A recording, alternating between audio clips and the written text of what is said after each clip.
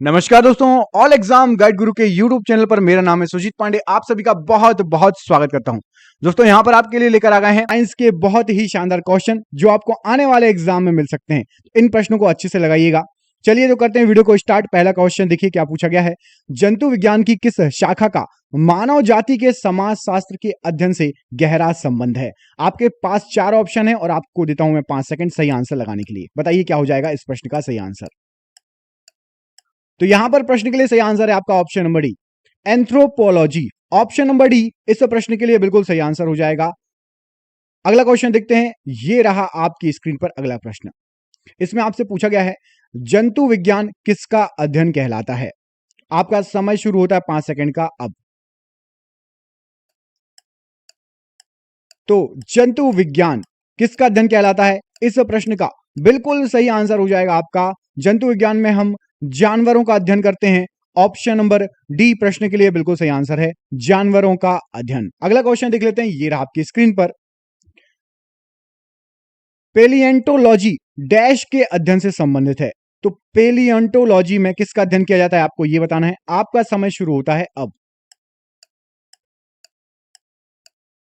तो यहां पर सही आंसर क्या हो जाएगा पेलिएंटोलॉजी के लिए। पेलिएंटोलॉजी में आपका ऑप्शन नंबर बी जीवाश्मों का अध्ययन किया जाता है।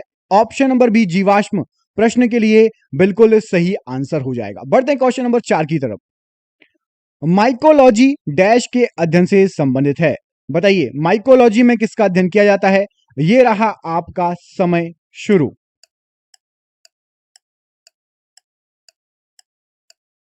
तो यहां पर सही आंसर क्या हो जाएगा इस प्रश्न के लिए। प्रश्न के लिए राइट आंसर है माइकोलॉजी में कवकों का अध्ययन किया जाता है।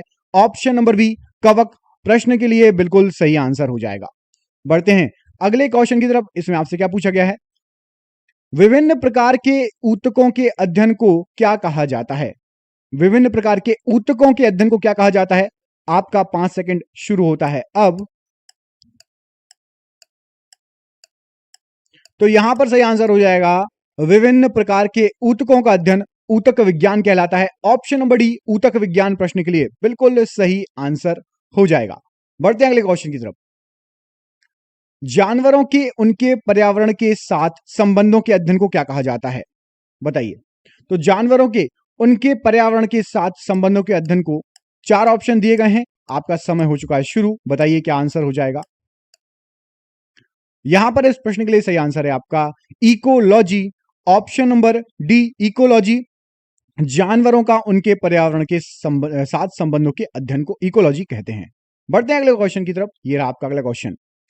किसी कोशिका में मौजूद सबसे बड़ा कोशिकांग कौन सा है। बताइए। 4 ऑप्शन आपको दिख रहे हैं। आपका समय हुआ शुरू। ये क्या हो जाएगा इस प्रश्न के लिए सही आंसर। तो यहां पर इस प्रश्न के लिए राइट आंसर हो जाएगा सबसे बड़ा कोशिकांग आपका नाभिक होता है। ऑप्शन नंबर बी नाभिक यहां पर इस प्रश्न के लिए सही आंसर हो जाएगा सबसे बड़ा कोशिकांग। बढ़ते हैं अगले क्वेश्चन की तरफ। इसमें पूछा गया है आपसे निम्नलिखित में से कौन सा घटक पत्तियों को हरा रंग प्रदान करता है। बताइए पत्तियों को हरा रंग किसके द्वारा मिलता है। यह रहा आपका समय शुरू। बताइए क्या हो जाएगा सही आंसर। तो यहां पर प्रश्न के लिए सही आंसर हो जाएगा पत्तियों को हरा रंग मिलता है क्लोरोफिल के द्वारा। ऑप्शन नंबर सी क्लोरोफिल प्रश्न के लिए बिल्कुल सही आंसर हो जाएगा। बढ़ते हैं अगले क्वेश्चन की तरफ। पौधों में कोशिका भित्ति का निर्माण करने वाले जटिल कार्बोहाइड्रेट को क्या कहा जाता है। तो पौधों में जो कोशिका भित्ति का निर्माण करते हैं उन कार्बोहाइड्रेटों को आपके सामने 4 ऑप्शन है। 5 सेकंड आपके हो चुके हैं शुरू। यहां पर प्रश्न के लिए राइट आंसर क्या हो जाएगा। इस प्रश्न के लिए राइट आंसर है cellulose. Option number B cellulose प्रश्न के लिए सही आंसर है। बढ़ते हैं अगले क्वेश्चन की तरफ। रक्त डैश प्रकार के ऊतक का एक उदाहरण होता है। बताइए रक्त किस प्रकार के ऊतक का एक उदाहरण होता है। क्या हो जाएगा इस प्रश्न के लिए सही आंसर। तो यहां पर सही आंसर है रक्त जो है संयोजी प्रकार के ऊतक का एक उदाहरण है। ऑप्शन नंबर बी संयोजी प्रकार के ऊतक प्रश्न के लिए बिल्कुल सही आंसर है। बढ़ते हैं अगले क्वेश्चन की तरफ। रक्त इनमें से क्या है। ऑप्शन आपके सामने 4 दिए हैं। आपका समय शुरू होता है अब।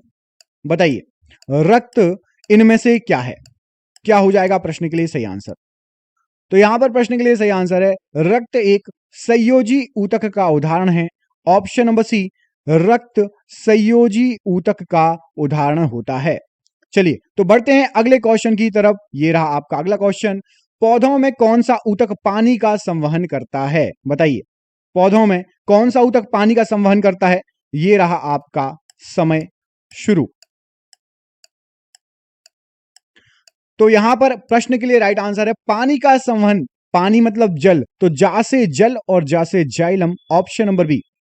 जाइलम पौधों में पानी का संवहन करता है और फ से फूड और फा से फाइलम, ये भोजन का संग्रह करेगा, फूड का। ठीक है, जल से जाइलम और फूड से फाइलम, याद रखिएगा। अगला क्वेश्चन देखिए, मानव शरीर का मुख्य हिस्सा किससे बना होता है? बताइए, मानव शरीर का मुख्यतः जो हिस्सा है वो किससे बना होता है? ये रहा आपका समय शुरू, 5 सेकंड का। तो यहां पर राइट आंसर हो जाएगा मानव शरीर का मुख्य हिस्सा ये बना होता है जल से या पानी से, ऑप्शन नंबर डी, पानी या जल। प्रश्न के लिए राइट आंसर हो जाएगा। आपको कमेंट करके बताना है हमारे शरीर में पानी या जल कितने प्रतिशत होता है, कमेंट बॉक्स में कमेंट करके बताइए। बालों का रंग डैश के कारण होता है? बताइए, बालों का जो रंग होता है वो किसके कारण होता है? क्या हो जाएगा इस प्रश्न के लिए सही आंसर? तो यहां पर राइट आंसर क्या है? बालों का जो रंग होता है वो होता है आपका ऑप्शन नंबर बी, मेलानिन के कारण। हमारी त्वचा का रंग भी मेलानिन के कारण होता है, बालों का रंग जो होता है, बालों का रंग भी मेलानिन के कारण होता है। ऑप्शन नंबर बी यहां पर राइट आंसर हो जाएगा। एंजाइम मूलतः डैश होते हैं? बताइए, एंजाइम मूलतः क्या होते हैं? क्या हो जाएगा इस प्रश्न के लिए सही आंसर? तो यहां पर सही आंसर क्या है प्रश्न के लिए? प्रश्न के लिए राइट आंसर है एंजाइम जो होते हैं वो मूलतः प्रोटीन होते हैं, ऑप्शन नंबर ए, प्रोटीन प्रश्न के लिए राइट आंसर हो जाएगा। बढ़ते हैं अगले क्वेश्चन की तरफ। डीएनए अनुक्रम में जीन को चिन्हित करने की प्रक्रिया को क्या कहा जाता है? बताइए, डीएनए अनुक्रम में जीन को चिन्हित करने की प्रक्रिया को क्या कहा जाता है? क्या हो जाएगा प्रश्न के लिए सही आंसर? तो यहां पर प्रश्न के लिए बिल्कुल सही आंसर है आपका एनोटेशन कहा जाता है, ऑप्शन नंबर सी, एनोटेशन प्रश्न के लिए बिल्कुल सही आंसर हो जाएगा। मानव शरीर में सबसे प्रचुर मात्रा में मौजूद तत्व कौन सा है? बताइए, सबसे प्रचुर मात्रा में हमारे शरीर में क्या मौजूद है? क्या हो जाएगा इस प्रश्न का सही आंसर? तो यहां पर सही आंसर है आपका हमारे शरीर में ऑक्सीजन सबसे प्रचुर मात्रा में है, ऑप्शन नंबर बी, ऑक्सीजन प्रश्न के लिए बिल्कुल सही आंसर हो जाएगा। बढ़े अगले क्वेश्चन की तरफ। तो ये रहा आपका अगला क्वेश्चन। प्रोटीन का एक अभिन्न अंग इनमें से क्या है? बताइए, प्रोटीन का एक अभिन्न अंग इनमें से क्या है? क्या हो जाएगा इस प्रश्न के लिए सही आंसर? तो यहां पर इस प्रश्न के लिए सही आंसर है प्रोटीन का आपका एंटीबॉडी, एंजाइम और कोशिका झिल्ली, ये सभी अभिन्न अंग हैं, ऑप्शन नंबर बी, इनमें से सभी प्रश्न के लिए राइट आंसर हो जाएगा। इनमें से सभी इस प्रश्न के लिए बिल्कुल सही आंसर हो जाएगा। बढ़ते हैं अगले क्वेश्चन की तरफ। निम्नलिखित में से कौन सा दूध का प्रोटीन है? बताइए, दूध का प्रोटीन यहां पर जो ऑप्शन दिए गए हैं उनमें से कौन सा है? क्या हो जाएगा इस प्रश्न के लिए बिल्कुल राइट आंसर?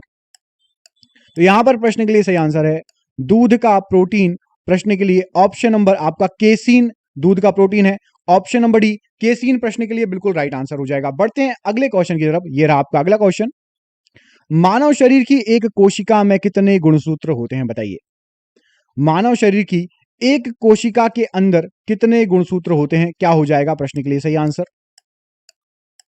तो यहां पर आपका सही आंसर है इस प्रश्न के लिए ऑप्शन नंबर ए, 46 गुणसूत्र होते हैं, ऑप्शन नंबर ए प्रश्न के लिए बिल्कुल राइट आंसर हो जाएगा।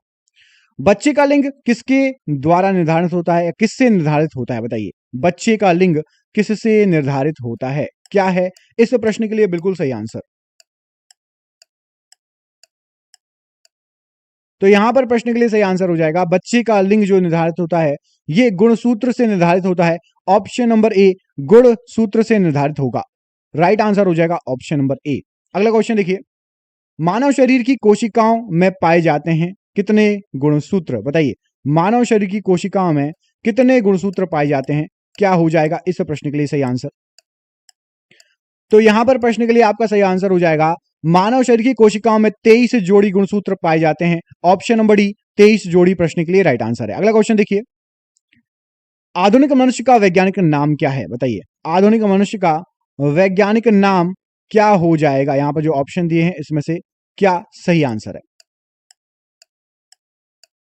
बिल्कुल इजी क्वेश्चन है, सही आंसर है आपका होमोसेपियंस, ऑप्शन नंबर सी प्रश्न के लिए राइट आंसर हो जाएगा होमोसेपियंस। अगला क्वेश्चन देखिए, किस वैज्ञानिक ने द थ्योरी ऑफ इवोल्यूशन का प्रतिपादन किया, बताइए। द थ्योरी ऑफ इवोल्यूशन का किसने प्रतिपादन किया, क्या हो जाएगा इस प्रश्न के लिए राइट आंसर। तो यहां पर आपका बिल्कुल सही आंसर अभी तक आप लोगों ने सोच लिया होगा, चार्ल्स डार्विन ने थ्योरी ऑफ इवोल्यूशन का प्रतिपादन किया, option number D Charles Darwin प्रश्न के लिए राइट आंसर है। अगला क्वेश्चन देखिए, इन अंगों में से कौन सा अवशेषी अंग नहीं है, बताइए। इनमें से कौन सा अवशेषी अंग नहीं है, क्या हो जाएगा प्रश्न के लिए बिल्कुल सही आंसर। यहां पर सही आंसर हो जाएगा मस्तिष्क एक अवशेषी अंग नहीं है, ऑप्शन नंबर ए मस्तिष्क प्रश्न के लिए बिल्कुल सही आंसर है। बढ़ते हैं अगले क्वेश्चन की तरफ। इसमें आपसे क्या पूछा गया है, इसमें पूछा गया है कैरोलस लीनियस को किसका जनक माना जाता है, बताइए। कैरोलस लीनियस को इनमें से किसका जनक माना जाता है, क्या हो जाएगा प्रश्न के लिए सही आंसर।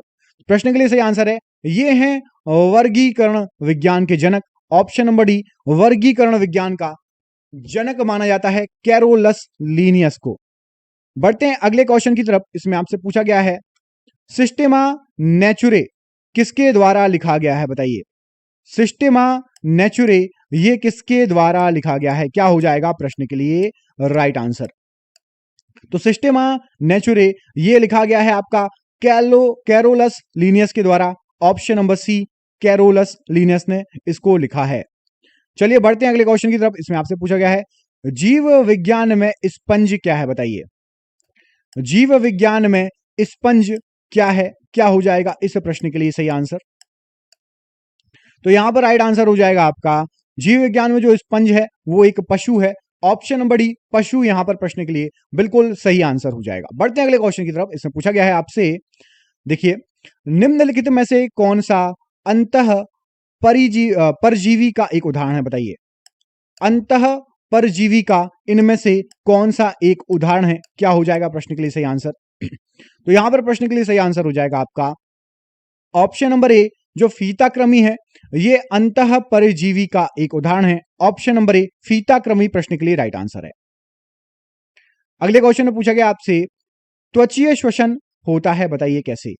त्वचीय श्वसन कैसे होता है, क्या हो जाएगा इस प्रश्न के लिए सही आंसर। ऑप्शन आपको दिख रहा है, क्या हो जाएगा राइट आंसर।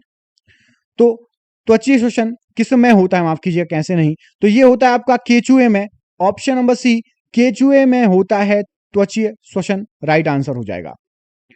बढ़ते हैं अगले क्वेश्चन की तरफ। इसमें पूछा गया है इनमें से किस कीट के दांत होते हैं, बताइए। किस कीट के दांत होते हैं, क्या हो जाएगा इस प्रश्न के लिए सही आंसर, बताइए। तो यहां पर इस प्रश्न के लिए सही आंसर है आपका ततैया और भौरों, इन दोनों के दांत होते हैं, जो भौरे होते हैं और जो ततैया होता है, ततैया होती है, दोनों के दांत होते हैं, ऑप्शन नंबर डी यहां पर प्रश्न के लिए सही आंसर हो जाएगा। अगला क्वेश्चन देख लेते हैं, उसमें आपसे क्या पूछा गया है। तो इसमें पूछा गया आपसे कि निम्नलिखित में से किस पक्षी का अंडा सबसे छोटा होता है, बताइए। निम्नलिखित में से किस पक्षी का अंडा सबसे छोटा होता है, क्या हो जाएगा प्रश्न के लिए सही आंसर। तो यहां पर प्रश्न के लिए सही आंसर है आपका सबसे छोटा अंडा होता है आपका हमिंग बर्ड का, option number D humming bird प्रश्न के लिए राइट आंसर हो जाएगा, ऑप्शन नंबर डी। बढ़ते हैं अगले क्वेश्चन की तरफ। देखिए इसमें क्या पूछा गया है, इनमें से कौन सी वायु से भरी शारीरिक गुहा है, बताइए। वायु से भरी शारीरिक गुहा, क्या हो जाएगा प्रश्न के लिए सही आंसर। तो यहां पर प्रश्न के लिए सही आंसर हो जाएगा वायु से भरी शारीरिक गुहा, सही आंसर है आपका sinus, option number A sinus प्रश्न के लिए राइट आंसर है। अगला क्वेश्चन देखिए, इसमें आपसे पूछा गया है निम्नलिखित में से कौन सा प्राणी आमतौर पर घोंसले में अंडे नहीं देता, बताइए। घोंसले में अंडे नहीं देता, आमतौर पर घोंसले में अंडे नहीं देता, क्या हो जाएगा प्रश्न के लिए सही आंसर। तो राइट आंसर है आपका ऑप्शन नंबर बी, कोयल जो है घोंसले में अंडे नहीं देती, ऑप्शन नंबर बी यहां पर राइट आंसर हो जाएगा। अगला क्वेश्चन देखिए, मानव शरीर का सबसे बड़ा आंतरिक अंग कौन सा है, क्या हो जाएगा सही आंसर। सबसे बड़ा आंतरिक अंग मानव शरीर का कौन सा है, बताइए। तो यहां पर राइट आंसर क्या हो जाएगा प्रश्न के लिए, यकृत जो है मानव शरीर का सबसे बड़ा आंतरिक अंग है। ऑप्शन नंबर ए यकृत प्रश्न के लिए बिल्कुल सही आंसर हो जाएगा। बढ़ते हैं अगले क्वेश्चन की तरफ। इसमें आपसे क्या पूछा गया है, कौन सा पदार्थ पित्ताशय में संग्रहित और सांद्रित होता है? बताइए, कौन सा पदार्थ पित्ताशय में संग्रहित और सांद्रित होता है? क्या हो जाएगा इस प्रश्न के लिए राइट आंसर? तो यहां पर इस प्रश्न के लिए सही आंसर क्या हो जाएगा? राइट आंसर है आपका ऑप्शन नंबर डी, पित्त। पित्त जो है पित्ताशय में संग्रहित होता है। Option number D right answer है। निम्नलिखित में से कौन पाचन तंत्र का हिस्सा नहीं है? बताइए, पाचन तंत्र का हिस्सा कौन नहीं है? ऑप्शन जो दिए गए हैं क्या हो जाएगा प्रश्न के लिए सही आंसर? तो यहां पर पाचन तंत्र में यकृत, आमाशय और मुंह आता है। हृदय पाचन तंत्र का हिस्सा नहीं है। ऑप्शन नंबर बी हृदय प्रश्न के लिए राइट आंसर हो जाएगा। अगले क्वेश्चन में आपसे क्या पूछा गया है, एंजाइम टाइलिन डैश में पाया जाता है? बताइए, एंजाइम टाइलिन ये किस में पाया जाता है? क्या हो जाएगा इस प्रश्न के लिए राइट आंसर? तो आपका जो टाइलिन है यहां पर सही आंसर हो जाएगा। टाइलिन पाया जाता है आपका लार में। ऑप्शन नंबर ए लार बिल्कुल सही आंसर हो जाएगा। अगला क्वेश्चन देखिए, इनमें से कौन सा रक्त समूह नहीं है? रक्त समूह नहीं है पूछा गया है, बताइए। बिल्कुल सिंपल आंसर इसका, इस प्रश्न का आंसर है ऑप्शन नंबर सी। सी कोई रक्त समूह नहीं है तो ऑप्शन नंबर सी प्रश्न के लिए बिल्कुल सही आंसर हो जाएगा। बढ़ते अगले क्वेश्चन की तरफ। इसमें आपसे पूछा गया है, निम्नलिखित में से किस रक्त समूह को सार्वभौमिक दाता के रूप में जाना जाता है? बताइए, सार्वभौमिक दाता इनमें से कौन सा रक्त समूह है? क्या हो जाएगा सही आंसर? तो यहां पर राइट आंसर है ओ। ऑप्शन नंबर डी सही आंसर हो जाएगा। ओ जो है ये सार्वभौमिक दाता के रूप में जाना जाता है। Option number D right answer है। अगले क्वेश्चन में देखते हैं क्या पूछा गया है। इसमें आपसे पूछा गया है, रक्त का इनमें से कौन सा घटक ऑक्सीजन का परिवहन करता है? बताइए, रक्त का कौन सा घटक ऑक्सीजन का परिवहन करता है? क्या हो जाएगा प्रश्न के लिए सही आंसर? तो यहां पर सही आंसर है आरबीसी, रेड ब्लड सेल। ये रक्त का घटक है जो कि ऑक्सीजन का परिवहन करता है। ऑप्शन नंबर डी यहां पर राइट आंसर है। अगला क्वेश्चन देख लेते हैं, वायवीय श्वसन क्या है? बताइए, वायवीय श्वसन क्या है? इस प्रश्न के लिए क्या हो जाएगा सही आंसर? तो वायवीय श्वसन जो होता है ऑक्सीजन की उपस्थिति में श्वसन। ऑप्शन नंबर बी ऑक्सीजन की उपस्थिति में श्वसन, इसको वायवीय श्वसन कहा जाता है। Option number B right answer है। बढ़ते हैं अगले क्वेश्चन की तरफ। इसमें क्या पूछा गया आपसे, देखिए, तो मानव हृदय की सामान्य धड़कन औसत प्रति मिनट कितनी होती है?